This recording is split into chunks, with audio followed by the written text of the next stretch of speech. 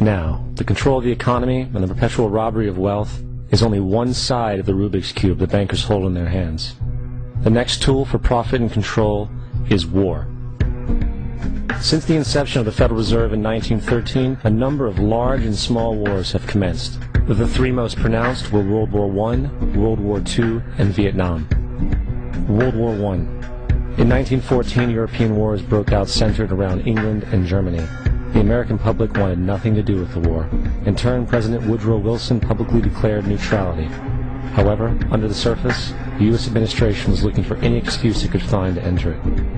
In a noted observation by Secretary of State William Jennings, the large banking interests were deeply interested in the World War because of the wide opportunities for large profits.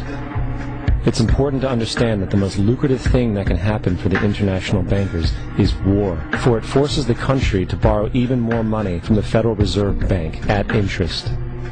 Woodrow Wilson's top advisor and mentor was Kolonel Edward House, a man with intimate connections with the international bankers who wanted in the war.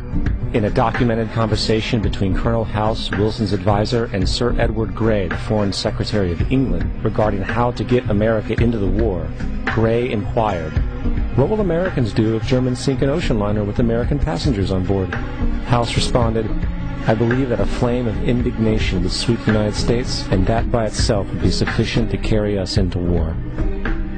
So, on May 7, 1915, on essentially the suggestion of Sir Edward Grey, a ship called the Lusitania was deliberately sent into German-controlled waters, where German military vessels were known to be. And, as expected, German U-boats torpedoed the ship, exploding stored ammunition, killing 1,200 people. To further understand the deliberate nature of this setup, the German embassy actually put advertisements in the New York Times telling people that if they boarded the Lusitania, they did so at their own risk, as such a ship sailing from America to England through the war zone would be liable to destruction. In turn, and as anticipated, the sinking of the Lusitania caused a wave of anger among the American population, and America entered the war a short time after. The First World War caused 323,000 American deaths. J.D. Rockefeller made $200 million off of it.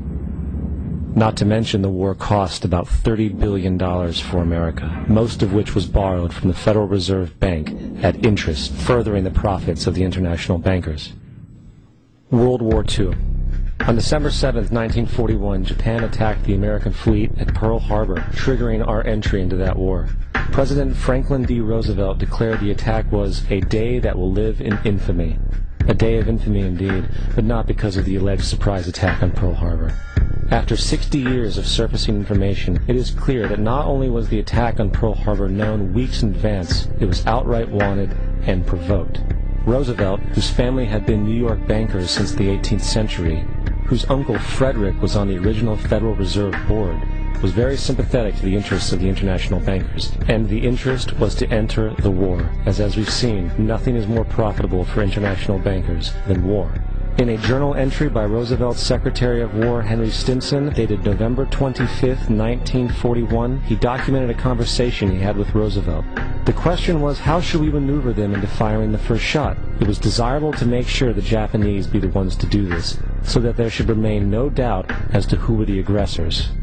In the months leading up to the attack on Pearl Harbor, Roosevelt had done almost everything in his power to anger the Japanese, showing a posture of aggression. He halted all of Japan's imports of American petroleum. He froze all the Japanese assets in the United States. He made public loans to nationalist China and supplied military aid to the British, both enemies of Japan in the war, which, by the way, is completely in violation of international war rules. And on December 4th, 3 days before the attack, Australian intelligence told Roosevelt about a Japanese task force moving towards Pearl Harbor. Roosevelt ignored it. So, as hoped and allowed, on December 7, 1941, Japan attacked Pearl Harbor, killing 2,400 soldiers. Before Pearl Harbor, 83% of the American public wanted nothing to do with the war. After Pearl Harbor, 1 million men volunteered for the war. Vietnam. The United States' official declaration of war on North Vietnam in 1964 came after an alleged incident involving 2 U.S. destroyers being attacked by North Vietnamese PT boats in the Gulf of Tonkin. This was known as the Gulf of Tonkin Incident. This single situation was the catalytic pretext for massive troop deployment and full-fledged warfare. One problem, however: the attack on the U.S. destroyers by Vietnamese PT boats never happened. It was a completely staged event to have an excuse to enter the war. Former Secretary of Defense Robert McNamara stated years later that the Gulf of Tonkin incident was a mistake, while many other insiders and officers have come forward, relaying that it was a contrived farce, a complete lie. Once in the war, it was business as usual. In October 1966, President Lyndon Johnson lifted trading restrictions on the Soviet bloc, knowing full well that the Soviets were providing upwards of 80% of North Vietnam's war supplies. Consequently, Rockefeller interests financed factories in the Soviet Union, which the Soviets used to manufacture military equipment and send it to North Vietnam. However, the funding of both sides of this conflict was only one side of the coin. In 1985, Vietnam's rules of engagement were declassified. This detailed what American troops were and were not allowed to do in the war. It included absurdities like North Vietnamese anti-aircraft missile systems could not be bombed until they were known to be fully operational. No enemy could be pursued once they crossed the border of Laos or Cambodia.